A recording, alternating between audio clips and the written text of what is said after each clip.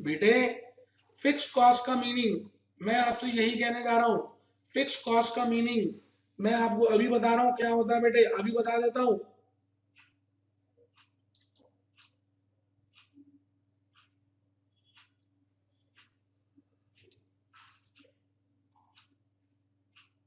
बेटा थोड़ा सा हैंग हो गया, एक मिनट दोबारा से खोल रहा हूँ, सब चल नहीं रहा था पेन।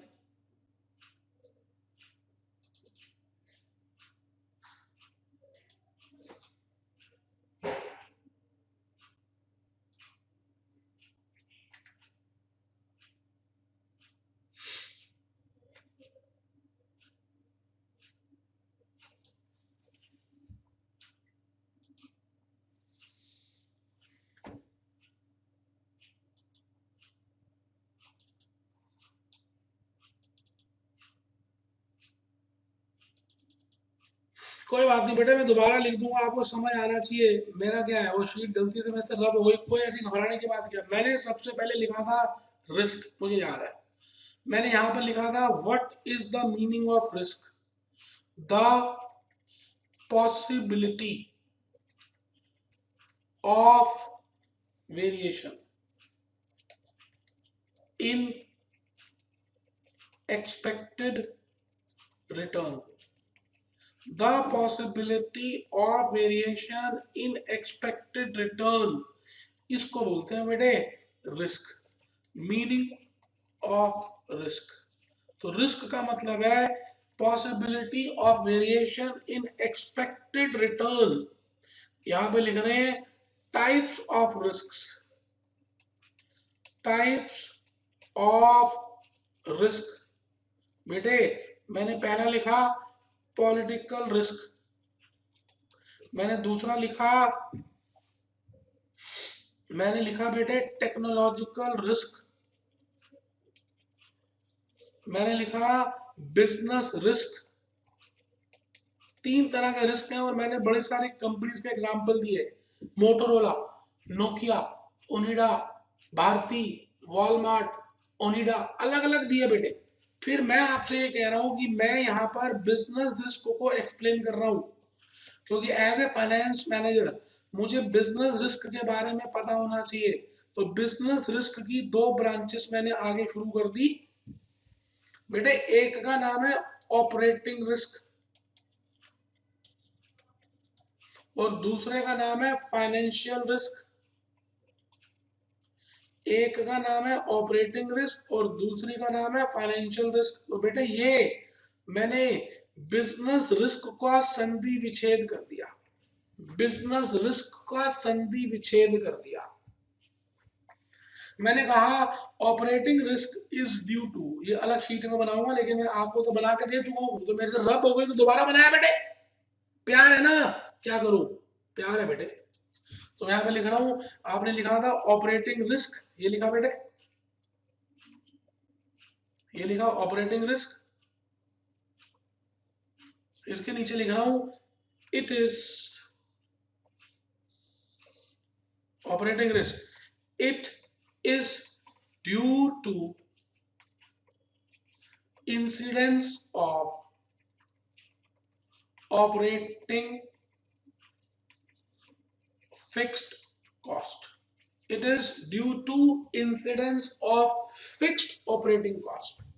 फिर मैंने आगे कहा examples of fixed operating cost, examples of fixed operating cost. मैंने लिखा था रेंट, मैंने लिखा था सैलरीज, मैंने लिखा था प्रिंटिंग एंड स्टेशनरी वगैरह वगैरह। अलग अलग तरह के एग्जाम्पल्स हो सकते हैं बेटे ऑपरेटिंग फिक्स कॉस्ट के। अभी चित्र चलेगा बेटे, लंबा चलेगा, 2-3 पेज छोड़ दें और जो मैं समझाने जा रहा हूं उसको देखें। पहले मैं ये कहना चाह रहा हूं कि मैंने आपको जब ब्रेक इवन पॉइंट बताया था तो एक बात बताई थी फिक्स्ड कॉस्ट के बारे में, that what is the meaning of fixed cost, fixed cost होती क्या है और बेटे इसकी ट्रीटमेंट क्या करते हैं, ये बात मैं बता चुका था, फिर भी बता रहा हूं आज क्योंकि आपको थोड़ा सा और देखना है। मैंने कहा that cost which is constant, ऐसी कॉस्ट जो कांस्टेंट रहती है, इररिस्पेक्टिव ऑफ प्रोडक्शन, जो प्रोडक्शन को छोड़कर कांस्टेंट रहती है, उसको कहते हैं कि ये फिक्स कॉस्ट है। बेटे फिक्स कॉस्ट दो तरह की हो सकती है। That fix cost which is related to operating activities। बेटे ऑपरेटिंग एक्टिविटीज, ऐसी फिक्स कॉस्ट जो ऑपरेटिंग एक्टिविटीज से रिलेट करती है, is named as operating fixed cost. आराम से बेटे, कोई जल्दी नहीं है। That fix cost which is related to operating activities is named as operating fixed cost। जैसे मैंने अभी एग्जांपल दिया था, रेंट देना, फैक्ट्री का रेंट देना, सैलरीज देना एम्प्लॉइज को, सैलरीज टू एम्प्लॉइज, बेटा ये ऑपरेटिंग फिक्स कॉस्ट है। और मैं यहां लिख रहा हूं that fixed cost which is related to financial activities, which is related to financial activities, जो फाइनेंशियल एक्टिविटी से रिलेट करती है, is named as financial fixed cost। बेटे फिक्स कॉस्ट दो तरह की होती है, एक फिक्स कॉस्ट जो ऑपरेशन से रिलेट करती है और एक फिक्स कॉस्ट जो फाइनेंशियल एक्टिविटी से रिलेट करती है। बेटे कैश फ्लो स्टेटमेंट में मैं इसके एग्जांपल लिखूं, फिर आपको बताता हूं। एग्जांपल लिख रहा हूं, जो डिबेंचर्स के ऊपर इंटरेस्ट जो देते हैं, डिबेंचर इंटरेस्ट जो आप पे करते हैं, प्रेफरेंस डिविडेंड, और भी जो इंटरेस्ट पे करते हैं बेटे, ये मैंने बताया हुआ फाइनेंशियल ब्रेक इवन पॉइंट में, वहीं से ये पॉइंट निकल रहा है। मैंने कहा fixed cost is of two types. आराम से बेटे, प्यार प्यार से समझना है, होले होले होले होले प्यार को बढ़ाना है मेरे बेटे, हद से गुजर जाना है, गुजर जाना है बेटे। मैं आपको एक एग्जांपल देके सारी बातें समझाना चाह रहा हूं। मैं कहता हूं जी, किंगफिशर एयरलाइन का आप सबने नाम सुना हुआ है, किंगफिशर एयरलाइंस, किंगफिशर एयरलाइंस। आप बताइए जी, किंगफिशर एयरलाइन का मेन बिजनेस क्या है? कि भाई एरोप्लेन्स को चलाना और दिल्ली से मुंबई तक या कहीं भी किसी भी सफर में नागरिकों को, सफारियों को एक जगह से दूसरी जगह लेके जाना जहां पे वो जाना चाहते हैं। तो दिल्ली से मुंबई में मान के चले कि इनका रूट है किंगफिशर एयरलाइन का। एरोप्लेन यहां से उड़कर मुंबई जाता है और मुंबई से उड़कर दोबारा से दिल्ली आता है, मैं ऐसा मान रहा हूं। इस एरोप्लेन में 500 पैसेंजर्स बैठने की कैपेसिटी है मेरे बेटे, ऐसा भी मान लेते हैं। तो बेटे 2 पायलट्स, बेटे 10 air hostesses, gorgeous looking air hostesses. आपने देखा विजय माल्या हमेशा गॉर्जियस लुकिंग फीमेल्स के साथ खड़ा होता है, गॉर्जियस लुकिंग, रेड कलर के बेटे कोट पहने होते हैं उन्होंने। अच्छा बेटे, ब्लेजर्स जिनको बोलते हैं। बेटे आप ये बताइए कि पैसेंजर्स 500 हो, 100 हो, 300 हो, 400 हो, बेटे 2 पायलट जाएंगे, 10 एयर होस्टेसेस जाएंगी और दिल्ली से मुंबई जाने के लिए 5 लाख रुपए का पेट्रोल लग जाएगा बेटे। पेट्रोल बेटे, इंजन को चलाना है ना, तो 5 लाख रुपए का पेट्रोल लगेगा, ऐसा मैं मान के चल रहा हूं। और ये सच्ची घटना पे आधारित है। कई बार आप देखते हैं लिखा होता है सच्ची घटनाओं पे आधारित, तो ये बेटा सच्ची घटना है, एक केस स्टडी है किंगफिशर एयरलाइन की कि वो किस तरह से आज लिक्विडेशन के कगार पे पहुंच गई।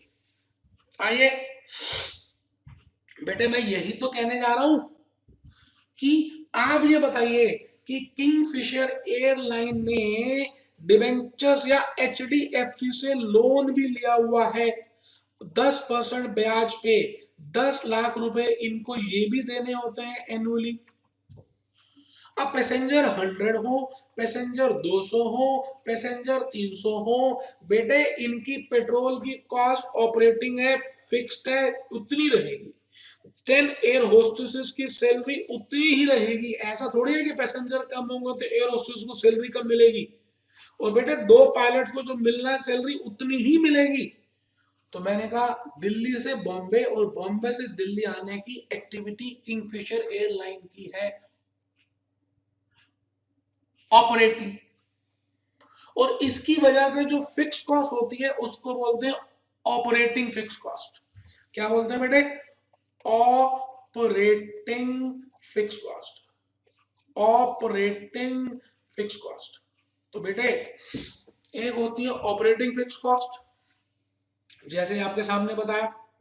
अब आप बताइए कि किंगफिशर एयरलाइन ने ये 10 लाख रुपए का इंटरेस्ट जो पे करना है, चाहे पैसेंजर्स आए या ना आए, ये जो इंटरेस्ट पे करना है बेटे, ये इंटरेस्ट किंगफिशर एयरलाइन की कौन सी कॉस्ट है? इसको बोलते हैं बेटे फिक्स्ड फाइनेंशियल कॉस्ट। तो बेटे दो तरह की कॉस्ट हुई, फिक्स्ड ऑपरेटिंग कॉस्ट और fixed financial cost. Fixed operating cost, fixed financial cost. बेटे कैश फ्लो स्टेटमेंट में 3 एक्टिविटीज होती थी, याद कीजिए, ऑपरेटिंग, इन्वेस्टिंग, फाइनेंशियल। तो जो फाइनेंशियल एक्टिविटीज होती थी, shares, debentures, preference shares, loan, बेटे उस पे जो कॉस्ट होगी वो फिक्स फाइनेंशियल कॉस्ट होगी। और बेटे जो ऑपरेटिंग एक्टिविटीज होती थी, जैसे ब्रिटानिया ब्रेड्स की मेन ऑपरेटिंग एक्टिविटी क्या है? ब्रेड बनाना, बिस्किट बनाना, केक्स बनाना। उसके लिए प्लांट चाहिए, फैक्ट्री चाहिए, वर्कर्स चाहिए, रॉ मटेरियल चाहिए, इलेक्ट्रिसिटी चाहिए। इस सबको मैं कहूंगा ये ब्रिटानिया ब्रेड्स की ऑपरेटिंग एक्टिविटी है। अब इसमें कॉस्ट लगेगी। कॉस्ट दो तरह की हो सकती है, operating variable cost, operating fixed cost. मैं बात कर रहा हूं ऑपरेटिंग फिक्स्ड कॉस्ट की। बात समझ आई? ब्रिटानिया ब्रेड ने डिबेंचर्स इशू किए हुए हैं और डिबेंचर्स के ऊपर इंटरेस्ट देना है, तो मैं कहूंगा ब्रिटानिया ब्रेड का वो मेन धंधा नहीं है, वो उसकी फाइनेंशियल एक्टिविटी है। तो बेटे फाइनेंशियल एक्टिविटी में जो पैसे लगते हैं उसको फिक्स्ड फाइनेंशियल कॉस्ट बोलते हैं। तो मैंने कहा जी फाइनेंस फिक्स्ड कॉस्ट दो तरह की होती है, एक ऑपरेटिंग फिक्स्ड कॉस्ट और दूसरी financial fixed cost. Operating fixed cost, financial fixed cost, operating fixed cost, financial fixed cost. ध्यान से देखिएगा, हमारे दिल्ली में बेटे 5 स्टार्स बहुत है, क्योंकि मिनिस्टर्स का आना जाना बहुत लगा रहता है हमारे दिल्ली के अंदर। हर स्टेट के मिनिस्टर्स आते ही रहते हैं बेटे, हमारे कुछ कंट्रीज के भी आते हैं। एक हमारे यहाँ पर है मोरिया शेरेटन, बेटे ऐसा प्रमुख होटल है। बैरक ओबामा इसमें रुका, बिल क्लिंटन रुका, जितने भी बड़े बड़े देशों के प्रेसिडेंट प्राइम मिनिस्टर्स आते बेटे इसी होटल में रुकते हैं। मान के चलो कि मोरिया शेरेटन में 500 बेडरूम्स हैं, 100 सिंगल बेडरूम्स हैं, ऐसा मान के चलो बेटे। एक मेन रिसेप्शन में रिसेप्शनिस्ट बैठी होती है बेटा,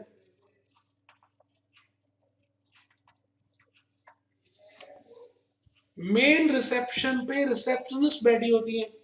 बेटे मैं आपसे ये कह रहा हूं कि सपोज करें कि नए गेस्ट आए या ना आए, गेस्ट आए या ना आए, गेस्ट आए या ना आए, गेस्ट आए या ना आए, बेटे इनकी जो सैलरी है बेटे कंपलसरी देनी है।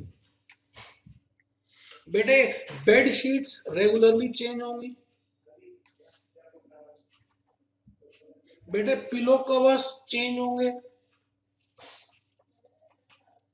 बेड शीट्स चेंज होंगी, पिलो कवर्स चेंज होंगे, वॉशरूम क्लीन होंगे बेटे।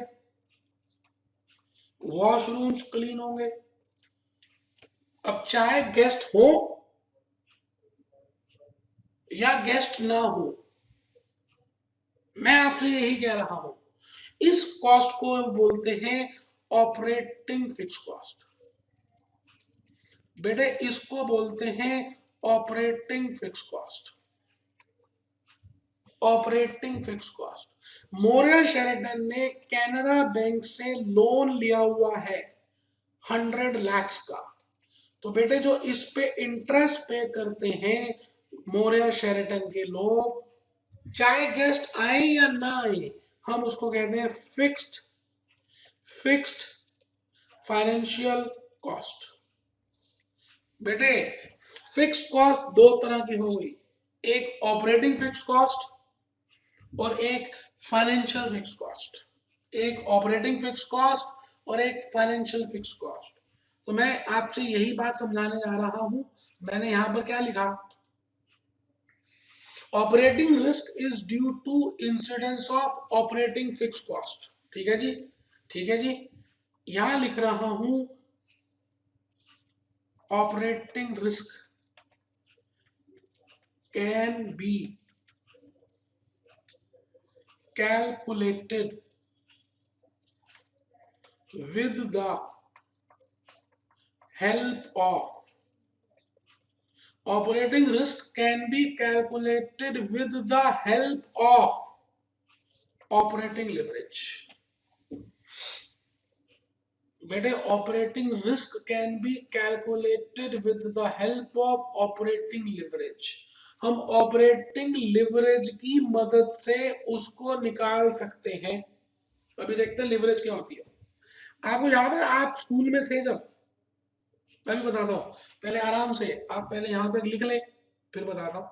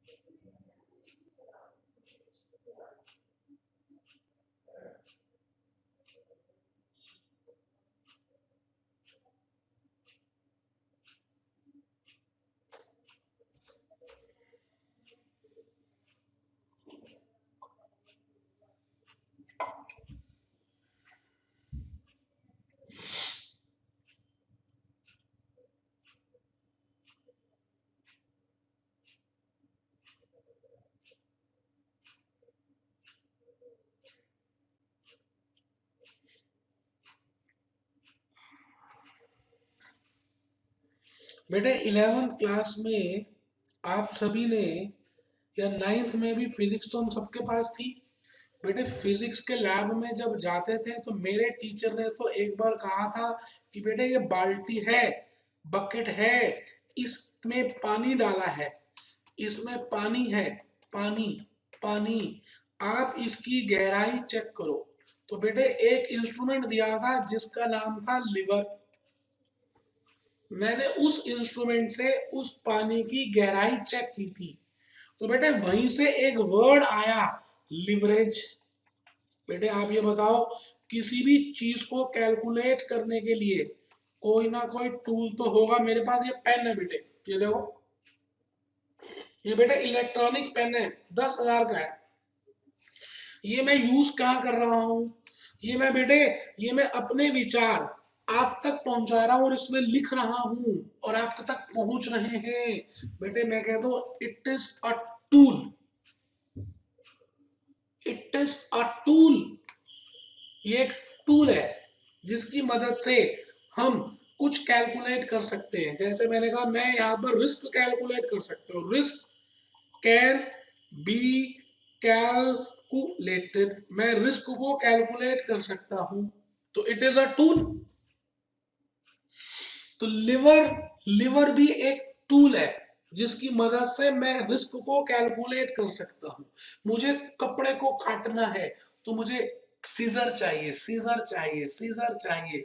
तो मैंने कहा scissor is a tool for calculating, for cutting the cloth. इसी तरह से लिवर की जगह मैंने वर्ड यूज कर दिया लिवरेज, लिवरेज, लिवरेज।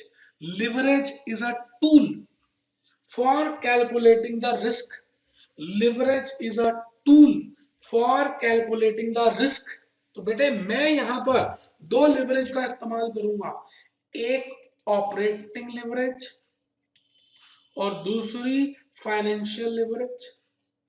बेटे एक ऑपरेटिंग लिवरेज और दूसरी financial leverage. There are two types of leverages, दो तरह की लिवरेजेस होती हैं। एक का नाम है ऑपरेटिंग लिवरेज और एक का नाम है फाइनेंशियल लिवरेज। बेटे ऑपरेटिंग और फाइनेंशियल। तो मैं यहाँ पे यही बता रहा हूं कि ऑपरेटिंग रिस्क को कैलकुलेट करने के लिए हम एक लिवरेज का इस्तेमाल करेंगे और उसका नाम है ऑपरेटिंग लिवरेज। अब मैं बेटे एक केस स्टडी बताऊंगा, आपको सारी बातें समझा दूंगा। आप मेरे सामने एक छोटा सा एग्जांपल जरूर लिखें, हेडिंग लिखें case study for understanding, case study for understanding the formulas, the formulas of operating leverage, financial leverage and combined leverage।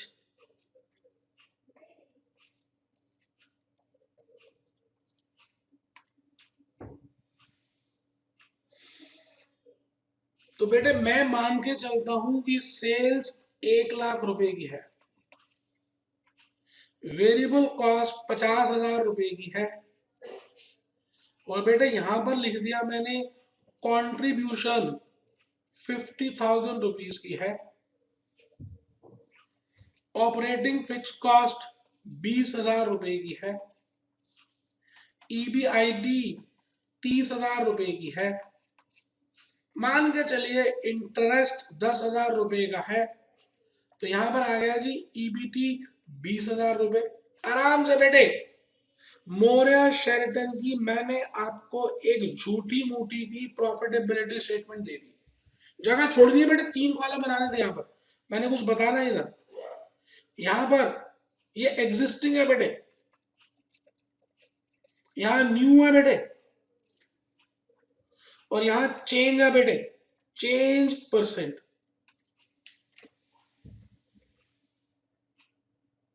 Existing, new and change. बेटे मान के चलते हैं कि सेल्स 10% से गिर गई, सेल्स 10% से डिक्रीज हो गई, ऐसा मैं मान के चलता हूं। तो मैं आपसे चाहता हूं कि आप एक नई प्रॉफिटेबिलिटी स्टेटमेंट प्रिपेयर करें अगर सेल्स 10% से गिर गई। तो बेटे 1,00,000 की जगह यहां पर सेल्स कितनी आएगी, वेरिएबल कॉस्ट बेटे कितनी आएगी, कंट्रीब्यूशन कितनी आएगी, बेटे फिक्स कॉस्ट तो फिक्स्ड ही रहेगी, बेटे फिक्स कॉस्ट तो फिक्स्ड ही रहेगी, ईबीआईटी 25,000 आएगी, बेटे इंटरेस्ट कॉस्ट 10,000 आएगी, तो ये भी फिक्स्ड रहेगा बेटे। इसका नाम है फिक्स्ड फाइनेंशियल कॉस्ट। ये ऑपरेटिंग फिक्स कॉस्ट क्या हो सकता है, रेंट, सैलरीज एटसेट्रा। बेटे 15,000 आ गया।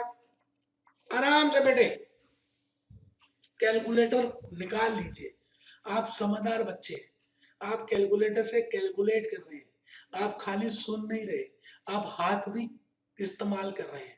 बेटे लाइफ में तो तभी सक्सेस मिलती है ना जब आप कोई भी काम 100% करें। तो बेटे चलिए एग्जिस्टिंग लिख दिया, न्यू लिख दिया, चेंज परसेंट। अब मैं आ रहा हूं जी चेंज परसेंट। आप बताइए मैंने 10% से यहां पर डिक्रीज किया था, 10% से डिक्रीज किया था। मैंने कहा था मान लो कि सेल्स 10% से गिर गई तो नई प्रॉफिटेबिलिटी स्टेटमेंट बनानी है।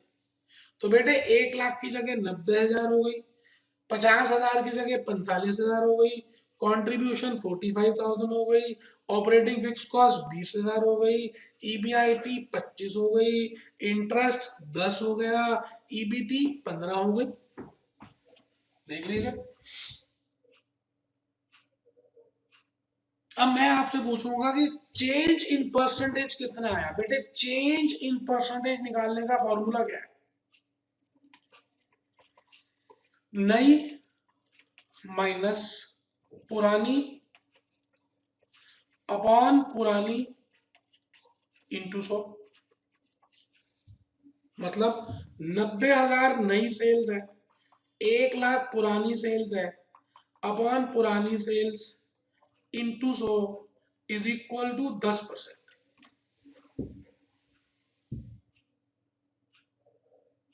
Is equal to 10%, is equal to 10%। तो बेटे मैं यही कह रहा हूं, चेंज अगर आप देखें तो यहां 10% का है। अच्छा ये बताओ कंट्रीब्यूशन में कितना चेंज आया? चेंज इन सेल्स तो चलिए ठीक है, आपने निकाला। मैंने आपसे पूछा आप पहले चेंज इन सेल्स निकालिए, आपने निकाला चेंज इन सेल्स में आपने लिखा new sales minus old sales upon old sales into 100। 90,000 minus 1 lakh upon 1 lakh into 100 is equal to 10%। मैं आपसे पूछूं चेंज इन कंट्रीब्यूशन कितना है? चेंज इन कंट्रीब्यूशन कितना है? तो आप ये कहेंगे new contribution minus old contribution upon old contribution into 100।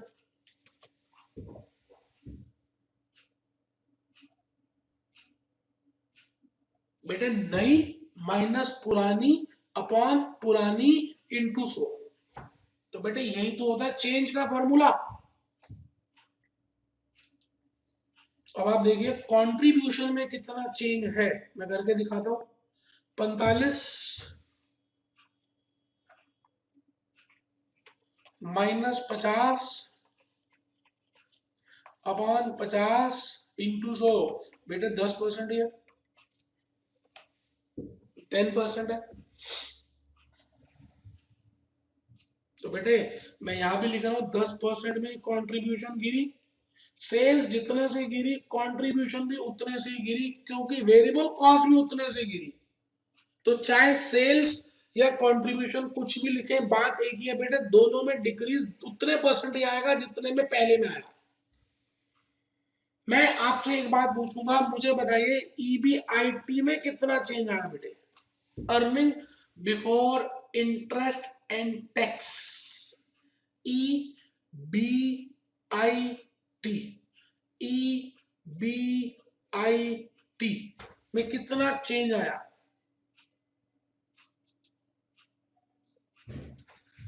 बेटे 5,000 न्यू, ये देख लीजिए ऐसे करते हैं, न्यू ईबीआईटी मैं यहां लिख रहा हूं percentage change in EBIT is equal to new EBIT minus old EBIT upon old EBIT into 100। बेटे 25,000 माइनस 30,000 अपॉन 30,000 इंटू में 100। देख लीजिए बेटे,